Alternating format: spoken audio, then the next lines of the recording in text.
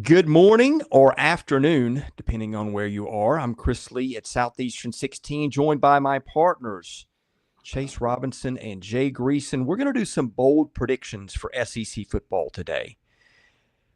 Before we get into that and how we're going to do these, a reminder, we've got a new title sponsor here at the channel. It is FanDuel. We are really grateful for that partnership, looking forward to it. We'll be incorporating a lot of FanDuel's numbers on some of the things that we're going to throw at you as we do our bold predictions. So you will want to listen for those. If you want to put a little money down on some of our bold predictions, we welcome you to do that at FanDuel. Go to FanDuel.com and you can do that pretty easily. Okay, here's what we're going to do today. Bold predictions. Is a bold prediction something that we think necessarily is a 50-50 shot to happen? No, because what fun would that be if we came on and said, well, your playoff teams are going to be XXX and all these teams that everybody predicts. We're going to go on a little bit of a limb on something we can see happening. We will justify our reasoning. I think that's going to make for a more interesting show. And we'll go in this order. I'll give you a prediction. Jay will give a prediction, and Chase will give a prediction. And then we'll kind of circle on to the next one. I think Jay's actually got more predictions than all of us. He's got something for every team. So we may clear the room and let him do his thing at the very end of this. But I will start here. My bold prediction, this is my biggest bold prediction maybe. I think Alabama's going to win a national title, guys. I know Alabama is not the favorite to win the national title at FanDuel. I believe that is Texas. I'll pull that up. Gosh, there's so much here. It's hard to sort through and find some of it sometimes. But I think Alabama's like a plus 1,100 to win it. I will double-check that number.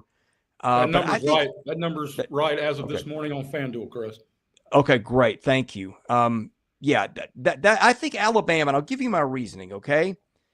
I know that there's some new stuff going on in Alabama. You got a new quarterback in Ty Simpson, but he's a guy who sat for 2 years and watched. He's a coach's son. And Jay Greeson, you know where I'm going to go next. I like my quarterbacks to be protected. And Alabama's got the best left tackle maybe in the country in Caden Proctor, maybe the best center in the country in Parker Brailsford, one of the best right guards in the country in Jaden Roberts, and two other guys that have played a good bit of football in between, plus some depth here. Oh, by the way, Ryan Williams is on this team, and I think their defense is going to be really good.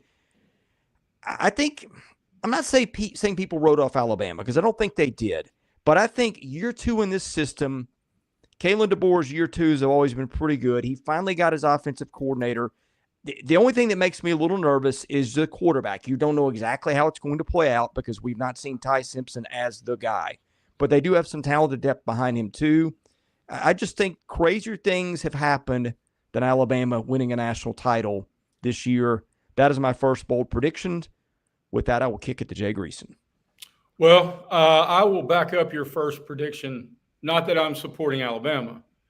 This caught my eye on FanDuel doing a little show prep. Do you know who the top three according to FanDuel to win the Heisman in the SEC are? We all know Arch Manning's one. Garrett Nussmeier is tied with Cade Klubnik for the second best odds to win the Heisman.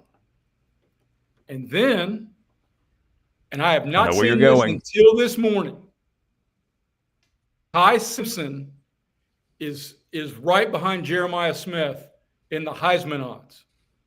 Holy buckets, I had not seen that until today.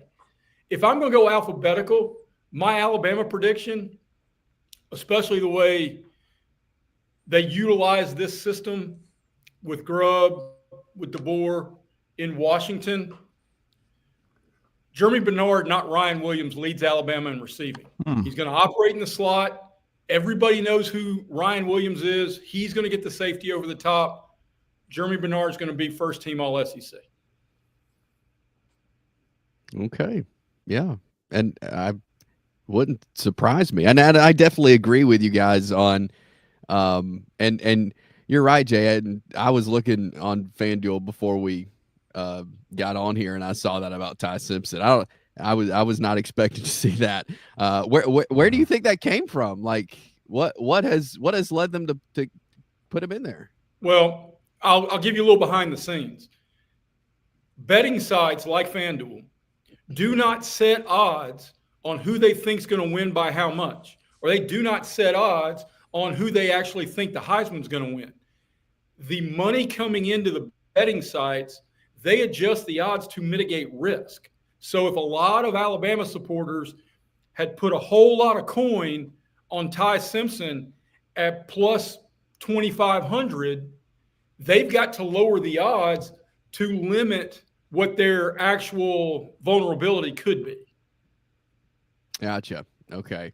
But I definitely agree with you guys' bold prediction of Alabama a champion. I've got one, and it has to do with a team that that's him. Do I think they're going to be in the final conversation about playoffs? Yes, I do. But I don't think they get to Atlanta, and I don't think they win at all. Okay. So, Chris, I agree with you, Chris. I will not put Jay in that category. I agree with you, Chris. Chip made it very clear. So you got a Bruce Pearl shirt on, man. I can't pick Bama to win this damn thing. We can't go all Doc Brown and go Back to the Future. We can't. We can't. It took us almost 17 years to get rid of Saban. Go ahead, Chase. I'm sorry. So I've got a team that I think is going to be in the college football playoff. Bold prediction: Oklahoma in the college football playoff. Wow. I don't always follow Phil Steele with what he has to say, but I've been looking more and more at because he's really high on Oklahoma, and I was thinking, why? Why is he so high on Oklahoma? And so I've been looking, and I don't know, just as I look more at their roster, tough schedule, but I feel like this is one of those years that it's some team is gonna, make a push for it. And so my bold prediction, my first one, Oklahoma college football playoff. Yeah, Oklahoma to make the playoff at FanDuel is plus 490. The no is minus 750. I'm still trying to make up my mind about Oklahoma. I think a lot of the problem is just that schedule. There's so many games that, I don't know if you call them 50-50 games, but certainly 40-60 games. I think just a lot of newness there. We know how last year went for the Sooners. We can also explain a lot of it away. But also Brent Venables has not been and bad luck has been part of it, definitely. The smashing success that I think a lot of people would have thought. Yeah, I think Oklahoma is a very interesting team off the jump. By the way, very interesting game with Michigan in week 2. And then another one, then that's home. But I think that's going to be a big key in Oklahoma's season and how it goes. Okay, guys. Circling back, and this will get me to where I want to go next. We talked about why is Ty Simpson on the board for Heisman. I think what Jay said is valid. I also think supporting cast is valid. Again, all the things that I pointed out, your teammates have got to be in a position to help you. One other thing that is valid in predictions is circumstances according to who you play. And this is part of the reason I'm going to make this prediction, but not the only reason. Guys, I think people have been sleeping on the Missouri Tigers. The longer I look at Missouri, the more I really like this roster. Let me just give you the things that I like. They went and got playmakers in the portal in the offseason. Ahmad Hardy from ULM at running back. Kevin Coleman at Mississippi State, the receiver who is maybe the most underappreciated player in the league last year for what he did and the circumstances he did it in. I didn't realize Coleman almost went 1,000 yards receiving because, frankly, who was paying attention to Mississippi State by the end of the year? So they did some good things. They've got some good guys in the trenches. Caden Green, one of the best guards in the country, getting All-American love. Connor Tollison, their center, if he is healthy, is one of the best and more experienced guys in the league at that position too. And in the defense, they love their defense, guys. Damon Wilson from Georgia is a big-time impact guy that could be an All-SEC guy. They get Tristan Newsome back under the Diego Pavia rule. I won't go down the whole thing, but Missouri's got a lot of returning depth. They are pretty good at their two deep on defense. Jalen Catalon from UNLV, who's been in Arkansas, another key guy. I'm hearing they love their defense. Now, my question is quarterback. Is it going to be Bo Priola? Is it going to be Sam Horn? But a lot of teams have that question. But here's the thing, guys. I look at that schedule, okay? Missouri has got this. It does not go on the road until, October the 19th, is that right? Yeah, the at 18th, Auburn. They go to Auburn. The 18th. Yeah. Their first 2 road games, Auburn, Vanderbilt, very manageable. They come home, play A&M, which would be a tough game. Then they play Mississippi State, which may be one of your 2 easiest wins in the conference. Then they go Oklahoma and Arkansas on the road. But, hey, by that time, sometimes part of just being in the fight is not losing your motivation. Missouri's schedule sets up very easily. I feel like everybody always underrates Missouri. So this isn't just a schedule pick. I think this team is better than people think. If I had to power rank teams, I would have Missouri in the top half of the SEC, schedule aside. Give me a team I think is better than people think, and give me a team that's got the best schedule in the league. Missouri's odds to make the college football playoff are plus 820 and minus 1,600 is your no bet. Hey, a lot of crazier things have happened than Missouri making the college football playoff, Jay. Okay, well, I mean, is the college football playoff expanded to 16 and we're taking everybody with Mississippi State from the league? Because they do play the two teams both of y'all just talked about in Alabama and Oklahoma. So yeah, I'm going alphabetically because I've got one for each team. Bobby Petrino is the head coach at Arkansas for at least one game this year. Sam Pittman's time is done. I can see it, especially with that schedule too. Yeah, because they go to Oxford. They play a true road game in Memphis, which will be their Super Bowl. And they get Notre Dame at home all before the month of September ends. Yeah. And that kind of hits on my what I was going to go with. My bold prediction: 3 coaches will be out by SEC championship weekend. You want to name the 3, Chase? Yeah, I was going to go Sam Pittman, Hugh Freeze, Mark Stoops. Okay, I'll skip ahead to my Kentucky prediction that says they finish near the bottom in every SEC offensive category. They go winless in the league, but Stoops still survives because I don't think Kentucky wants to pay the buyout. I think he'll be at SEC Media Days next year with the hottest seat in the country. Wow. Yeah, and I think that's a valid point, Jay. I mean, that we've been touched on that all season. What do we think the cost to move on from Stoops is? It's over $30 million. Is that correct? His buyout at the end of the year is 37, and that's not counting staff, and then what you're going to have to then pay to get somebody in Lexington that will make you competitive again. Yeah. I think, and with basketball being more and more of a thing basketball's not being more and more of a thing in Lexington. With the NIL situation, where Kentucky is going to devote probably more of its money to basketball than anything, I think that's sort of, if you don't want to fire Mark Stoops, you've sort of got a built-in excuse. Is that fair? Yes, it's 100% fair.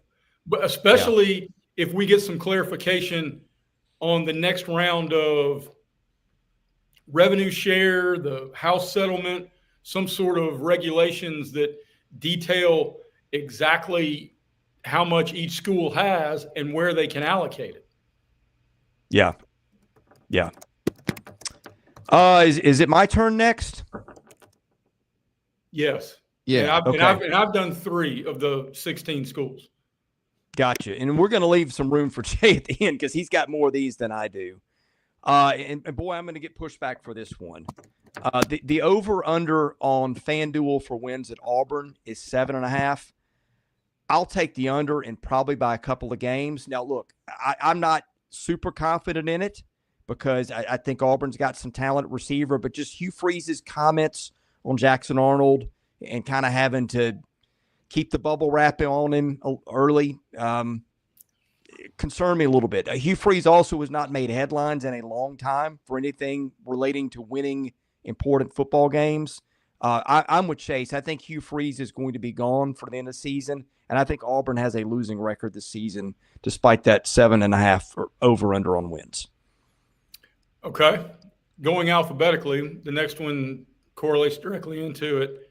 And I've said on multiple platforms and on Chase's radio show, look, I'm an eternal optimist when it comes to my alma mater. And I think Jackson Arnold saves Hugh Freeze's job. I think they play in a Florida bowl game. I think they've got too much talent everywhere. Somebody I know next to the program was talking to an NFL scout and said for the first time that he can ever remember, Auburn has 6 offensive linemen who will get drafted. Wow. So all of the conversation points about the terrible quarterback play. Look, the schedule's still pretty damn tough. I mean, and I have been open and clear that the Baylor game is the most critical game of the first week of the season for any one program and any one coach and any one quarterback for their fan base. And that's all around Auburn. But I do believe there is too much to like about this team not to get to 8, and they will be an attractive Florida Bowl invite because there'll be a lot of Auburn fans clamoring for tickets. Jay, I'm gonna support your argument there a little bit too, because this is one I have a tough time. And I'll just be honest, my pick is just I've lost so much trust in Hugh Freeze. Oh, that's fair. To the point that and that's because I think you watched him last year and it wasn't that impressive, right? But you look at some of the things that Auburn did last year. Auburn allowed under 5 yards a snap on defense, which is an elite number. Auburn last year, some other things that caught my eye. I think the turnovers were a big thing. It turned it over almost 3% of snaps, and it wasn't just the turnovers. It was when those turnovers happened. They were pick sixes and things like that. So those were a couple of numbers that say this should turn around. The other thing, that the linemen you mentioned, they're getting 3 guys that are getting some preseason All-SEC love. So that's a thing to like. And the defense, they get a lot of guys back, and I think they did a really good job of building depth in the portal. Now, some of these guys were not at high-profile schools, but you look at the 2 deep, it was a good defense last year, plus they got a stud at the top. Like, I'm having Auburn and Oklahoma are 2 teams that I'm really having trouble putting my head around. And I think, to me, I'm at a place I just need to see Hugh Freeze prove it again before I can jump on. But there are many reasons that I could be way wrong on that. And Chase, before I kick it to you, because I know that's where you live in the state, there are a couple things that I put my FanDuel betting microscope on, and it's big in baseball. It's also big in football. The numbers don't lie. So you regress to the means of before the Texas A&M game last year, Auburn was 9 of 17 on field goals. There's no way the kicking can be that bad again. You talked about the turnover margin. Okay, sure, the quarterback play and you throw it to the guy in the wrong color jersey is one thing. But the ball bounces funny and you lose 3 fumbles in a game. The next time you may recover those 3 fumbles. The ball bounces. Look, Herm Edwards has said a whole lot of really smart stuff. One of them that I truly love is the grass doesn't lie. So who they are talent-wise is all we can project on August 1. And Hugh Freeze has recruited well. They have portaled because it's important to Auburn to be competitive.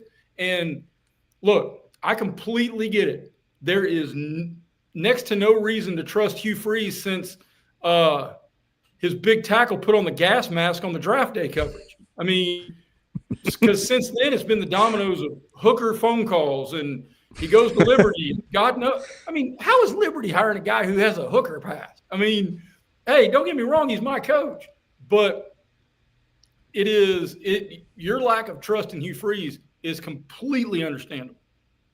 I just trust talent. Yeah, and that's a good point. And I agree with you, Chris. Like there's a lot not to trust about Hugh Freeze because he hasn't been able to win. But yeah, we they're hard to figure out right now going into the season. That is for sure. I'll give you one, and Xavier is going to like this one in the chat. Lenora Sellers, bold prediction here. Lenora Sellers, SEC Player of the Year. Yeah, I mean, I really like him, and I liked him what he did at the end of the season, and I think, and I've been listening to little Shane Beamer yesterday. He spoke to the media and just him some of the off season, and I think the developments there. I like Lenora Sellers.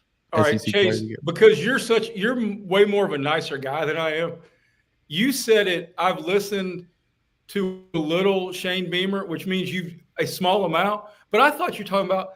I would have phrased that as I've listened to wee Shane Beamer. Like he's just a little fella. I mean, that's how it sounded to me. But he's done a tremendous job. And I'm a huge Lenore Sellers fan, but I don't know how much help he has around him.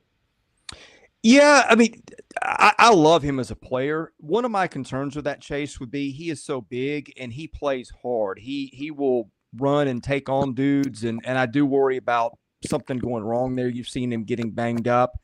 I do wonder, too, the lack of proven other playmakers around him. They're trying to get a running back in the portal eligible. That'll have a lot to do with their future. Nick Harbor could bust out and have an enormous year, but he might not. I don't know some of that. And plus, I mean, their defense is maybe going to take a step back too, although Beamer's done pretty well in terms of getting them better. So I think they're an interesting pick because they got a lot of, in my mind, of those 50-50, 40-60 games. And I think Sellers and his health are about as important to any team as any player in the league. But I love him. I love the way he plays. I love his attitude. I love his leadership. There's a lot there to like, and I'm kind of a Lenore Sellers fan too, Chase.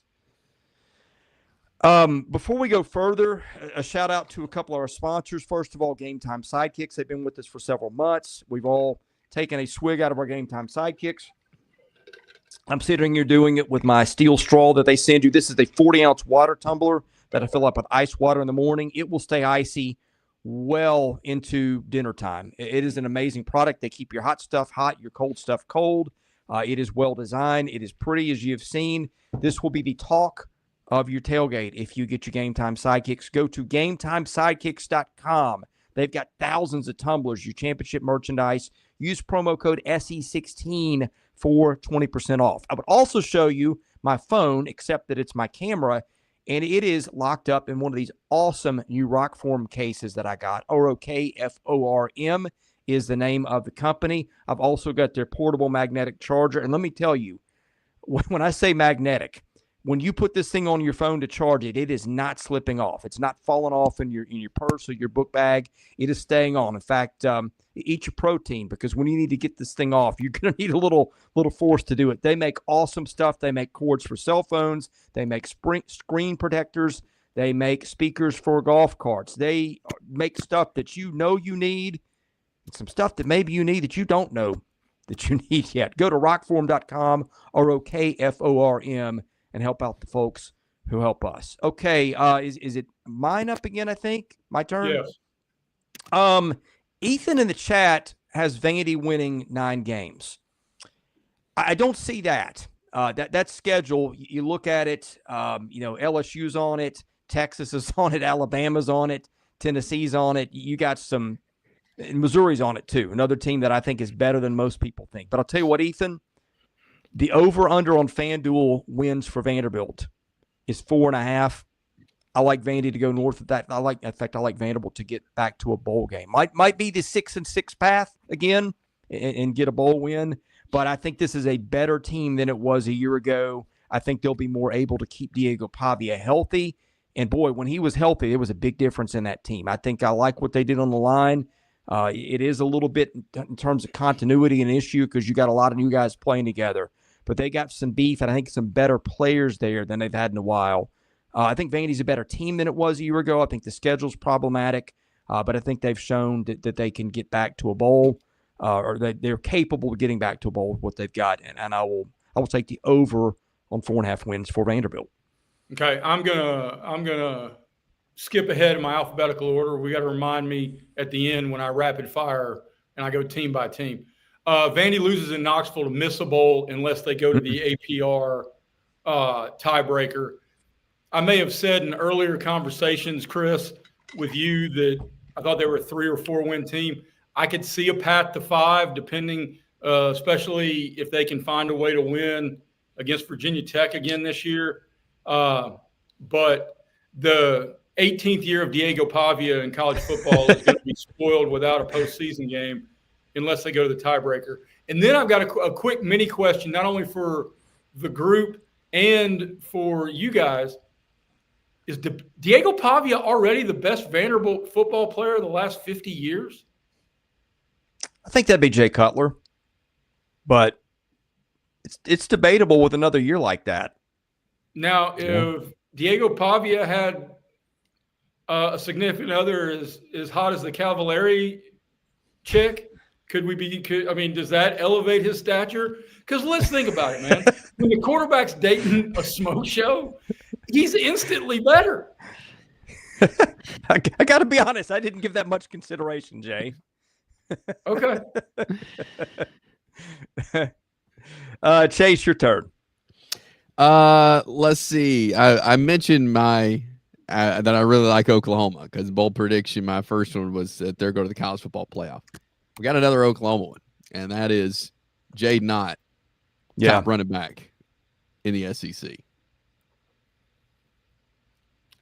I really like him if he's healthy. He likes you, Chase. I talked to Jaden just the other day, and he said, "Man, hey, do you still hang out with Chase?" And I said, "Yeah." And he goes, "Tell him I really like him." And I will. I just feel like when he's healthy, he can do some damage. And if he gets back to the way he was a couple of years ago at Cal, I think he can do some big things in what I think is going to be a big year for Oklahoma. Speaking of running backs, I'm going to go a little bolder than you're going here. Tennessee just churns out running backs in that system. And Deshaun Bishop was I don't know, their second or third guy last year. Next man up in Tennessee's system just seems to be always the guy that shines when he gets his turn. I like Deshaun Bishop to lead the SEC in rushing. Last year, he averaged over 6 yards a carry. He's going to get more timeshare, obviously, this year. Now, he's got Star Thomas from Duke has come in. But I mean, Tennessee always plays three backs. I will trust Josh Heupel's offense and what they can do with that next man up. Deshaun Bishop is going to be that next man up guy. He will lead the league in rushing. Okay. As I skip around to stay on topic, I'm going Trey Wisner from Texas to lead the SEC in rushing. Look, it's impossible to unless it's going to be something negative out of your mouth, because Texas is projected to be the bee's knees and everything. They're the favorite they're like minus 400 to make the playoff. They're the favorite to win the SEC. They're the favorite to win the whole thing. Arch is the favorite to win the Heisman. So predicting any of those things is the opposite of bold. It's expected. But I think Trey Wisner behind a retooled offensive line. Look, the question marks are on the perimeter for Texas. They've only got two guys in the wide receiver room who caught passes for the Longhorns last year. So, but they know what they have in Wisner and some of his cohorts, and it's going to make Arch Manning's play action capabilities and everything that they want to do in Sark's offense is going to run through Wisner, who caught more than 40 passes last year with a first-round wide receiver. And David's right. C.J. Baxter and the Texas running back room is deep. Yeah. But I think Wisner is that kind of dude. I got him leading the league in rushing. Yeah, David makes the point I was going to make. Baxter was going to be their lead dog a year ago, and then he got hurt. I mean, this is a first world problem for Texas. I think the splitting carries thing. But here's the thing. I don't know why we don't talk more about receiving yards for running. We always look at rushing yards and just kind of leave it there. When you go there, Weiser had almost 1,400 yards from scrimmage a year ago. I mean, maybe that's and he's the only returning 1,000-yard rusher that did it in the SEC last year. Ahmad Hardy did it at ULM. Jay Knott had a previous 1,000-yard season at Cal, but Wisner did it last year with Texas. Yeah. Yeah, that's a good point. All right. A lot of people, and I like LSU's roster. I think it's good. They have spent a lot of money on it. I think they will have a good year. But my bold prediction, LSU not in the college football playoff, like a lot of people have them. I think, again, good season. They'll get some good wins. I don't have enough confidence that they are going to win the games they have to win to put themselves in the position to be in the top 12. Chase, I was more on board with that probably a week ago than I am now. And my issue, Jay knows exactly what I'm going to say. My issue with LSU starts with they lose 2 first-round tackles, and anytime you do that, that is not a great starting point. That said, the guys behind them, they do have some other experienced guys coming back. This just in LSU recruits talent. The dudes they have on offense, though, I mean, if something happens to Nussmeier, they got Michael Van Buren as a backup. Caden Durham is going to be one of the better running backs in the league.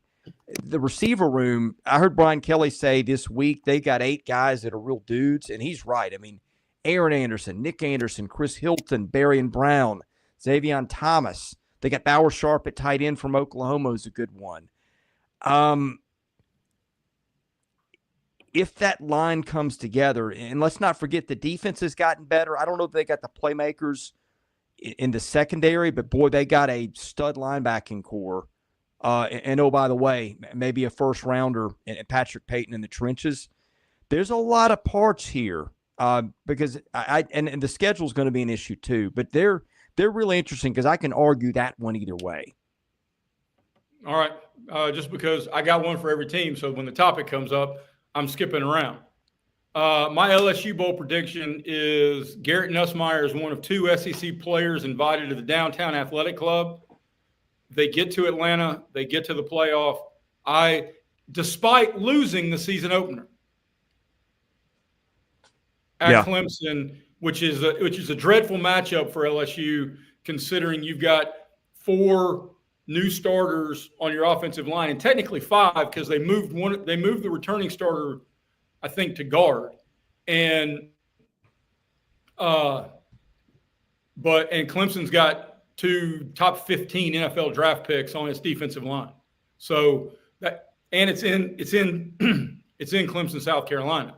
So even with a loss there, 10-2 gets you to Atlanta with 1 SEC loss, and if you get to Atlanta, you get to go to the playoff. Yeah. The schedule is part of the problem. There's just a lot of super competitive games. We went over the schedule, Jay and I did. I mean, Clemson, Florida, Ole Miss, South Carolina, Texas A&M, Alabama, Oklahoma, just a lot of games I think will be contested. So LSU is going to need to catch some breaks. But I'm going to go one further with what Jay just said. I think Garrett Nussmeier not only gets to the Heisman finalist ceremony, I think he wins it. I do worry sometimes a lot of teams, the award has been, best player on the best team. You've seen the Heisman committee get a little more flexible. You saw Jaden Daniels win the Heisman a couple of years ago, even though LSU wasn't elite mostly because of its defense. I think Nussmeier's a name we know. I like those guys he's throwing to. The Clemson game might be his worst game based on that matchup of new offensive line versus their defensive line. Guess what? That's week 1. People will have forgotten that one by the time they get to Heisman voting. I'm going to go Garrett Nussmeier is your Heisman winner. And with that, we'll kick it back to Jay. Which makes me wonder this. I wrote this earlier this week. Have we ever experienced a 6-year run of QB1s that LSU has had? From Burrow to Daniels to Nussmeier? Has any college ever experienced that?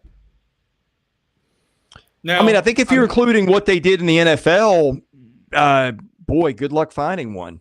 Yeah. And I mean, there was a run in the 60s with Alabama when they had Namath or Starr to Namath to Stabler to all of those guys, but I don't know if those were consecutive. Tennessee went from Schuler, but you got to remember that Jerry Colquitt was going to be the starter, and he got hurt, and then freshman Peyton Manning was thrust into the rotation, which led to T. Martin, which actually won them a title. But, I mean, Burrow to Daniels to Nussmeier it's like anti-Auburn, for God's sakes. Mm-hmm. I mean, the black hole of quarterback play that Auburn's had over the last half a decade, the reverse of that is going on in Red Stick. Alabama's had some pretty good runs with guys that won games and got to the NFL. Mac Jones, Jalen Hurts. If you want to start with A.J. McCarron, he didn't do much in the league, but he was there too. I mean, I'm thinking of teams that would be in that conversation. And Chase, you would remember this better than I would. Alabama's had some pretty good runs, although I don't know that the guys that Bama – well, I do know the guys that Bama put in the league didn't make as much noise as a couple of the LSU kids did. And some of them were first-rounders, and I'll let you speak, Chase. But, dude, you could have a statue of Nathan Hale playing quarterback with the elite level of Saban's recruiting. I mean okay. I mean, hell, I could have played quarterback at 36 for some of those. And I'm not 36 now, but Yeah, and I agree with that. I think that could be the closest thing, but like back to the original question, with LSU, like it's amazing what we've seen at quarterback, and I don't think that even with that Alabama run of quarterbacks that they're quite of what we're seeing with LSU. Yeah. I think I'm out of picks for now. I may come up with one or two on the fly here as we go. Chase, are you done? Because I know Jay's got a bunch coming. I've got one, and I've got one left. This is not a bold prediction of how many SEC teams I think make the playoffs, but I think Texas A&M will be the first SEC team out. They're the first team of the SEC out of the college football playoff bubble. All right. And if you need to go back and look, I'm going to have one for every team. So, and we've talked about a bunch of them here. Chase, I'm on the complete opposite end of this, which makes a lot of sense, because if you're high on Team X, like you're high on Oklahoma, and I'm not as high on Oklahoma, there are a finite number of SEC games. So if I think Oklahoma's going to go 4-4 in the league, that means 4 teams on their SEC schedule I think will have better years than you do. I think Texas A&M finishes unranked, and a whole lot of Aggie Nation, 12th men and 12th women everywhere, are wondering if Elko is Jimbo 2.0. If I'm going to start clicking down, I mentioned that I think Garrett Nussmeier is one of 2 SEC players invited to the Downtown Athletic Club. My other one is DJ Lagway, who I think is a boss. And I think Florida wins 9 games. And much to the chagrin of a lot of Florida fans I know, it gets Billy Napier an extension. I think Georgia makes it to the playoffs. I got 4 SEC teams in the playoffs, because I think if you get to 10, then you're in this league. And let the campaigning start now. Let the political conversations at every podium begin tomorrow. But I think Georgia makes it in despite not making it to Atlanta. And I think when they figure out a way to part ways with Mike Bobo, there's not a Georgia fan in the world who's going to be upset about that. I did LSU. I did Kentucky. I think there are a couple of Kentucky fans just in here. I think they finished close to last across every SEC offensive category.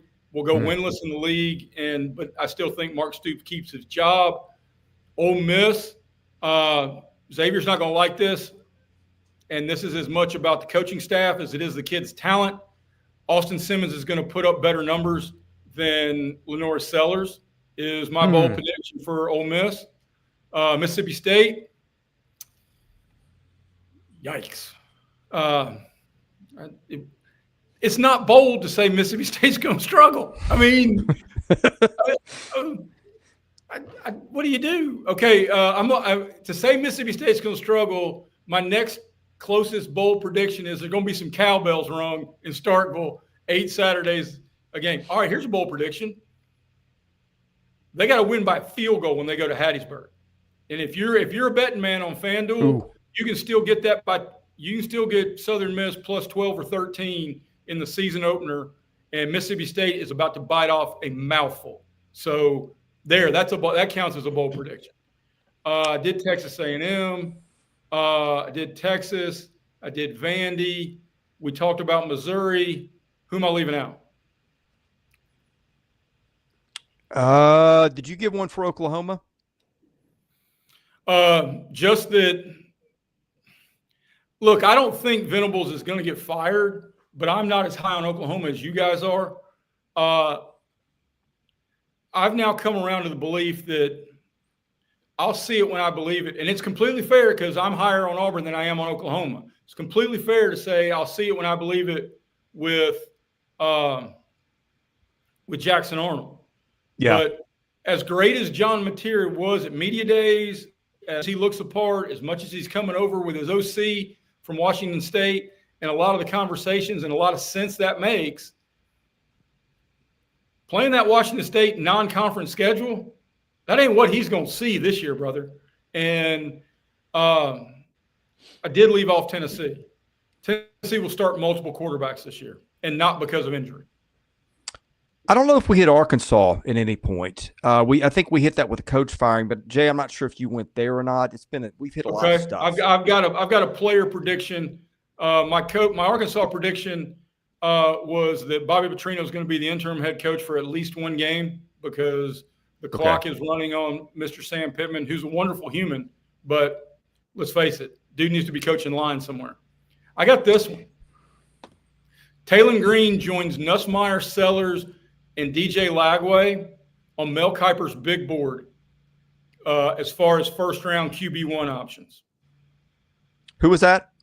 Taylon Green at Arkansas. Yeah, I could see it. Jay, I want to circle back on your thoughts on Florida. And just this team has grown on me a little bit more than I look at it. I think their defense kind of did some stuff late last year that caught my eye, and they bring all those guys back. Like, they found a pass rush a year ago, which, like, I didn't think they had one.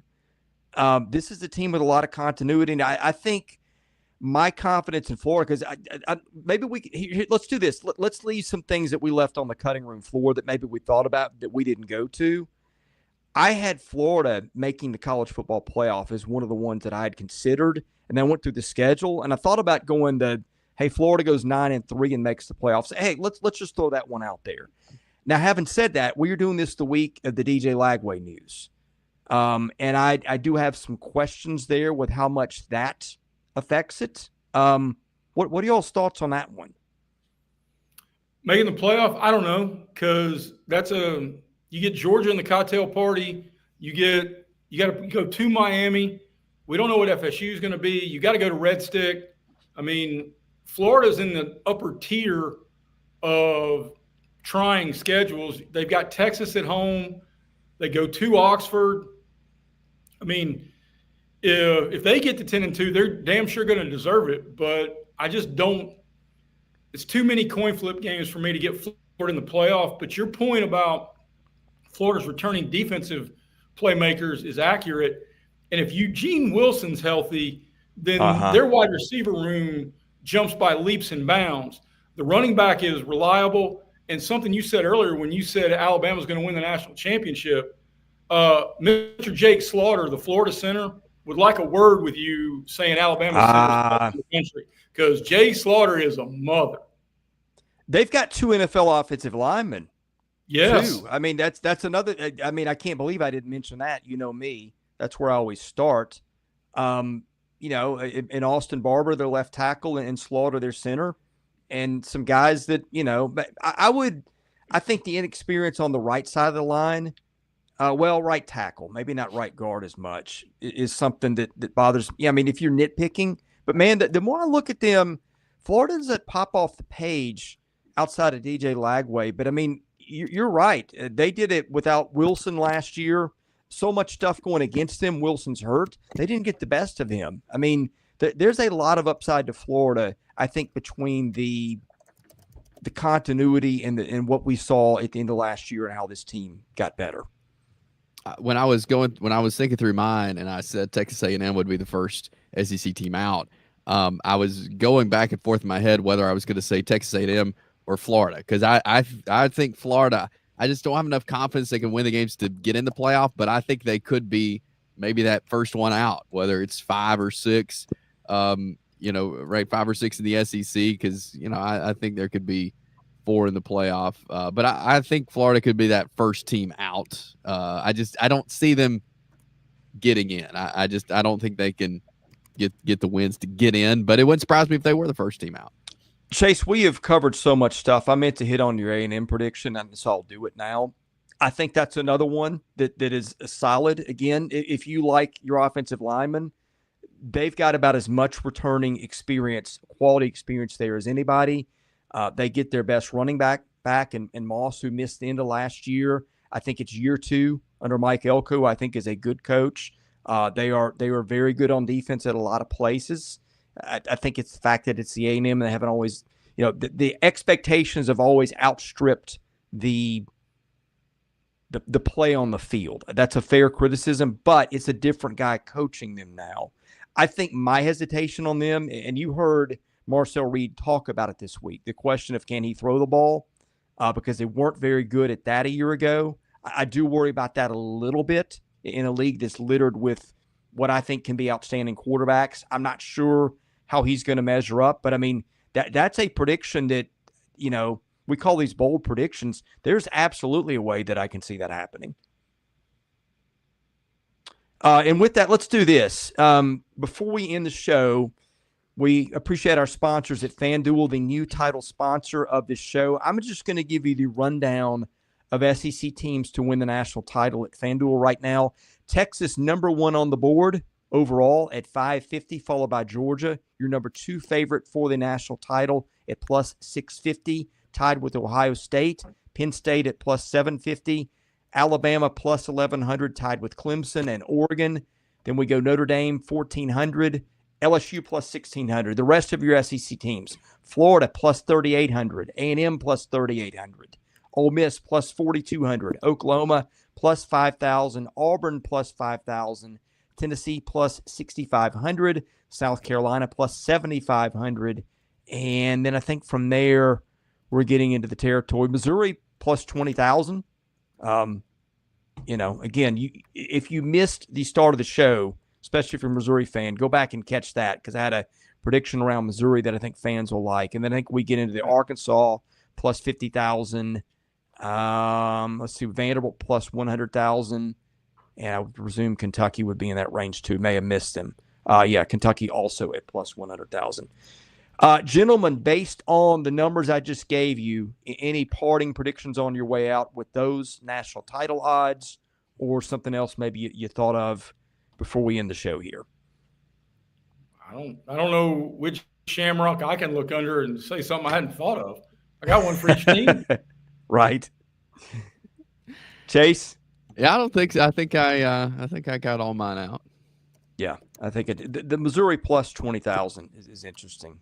I don't know if they're good enough to win a national title, but again, I think there's just spoiler alert in case you didn't hear the first of the show, I think there's very much a path to the playoff for Missouri. All right, I think we're out of time for today. That's been our Bold Predictions episode. If you liked it, leave us some nice comments. Tell us where you disagree if you do disagree. Give us a thumbs up. And on our platforms, if you don't mind, where we are on podcast audio only, give us a nice review and a 5-star rating if you like your show to help us grow. And then support our sponsors. That is FanDuel, ROKFORM, ROKFORM.com, and GameTimeSidekicks.com. Again, promo code SE16 gets you 20% off your order. All right, for Jay Greeson and Chase Robinson, this has been Bold Predictions for the 2025 football season. Thank you for watching. God bless you. We'll see you again soon at Southeastern 16.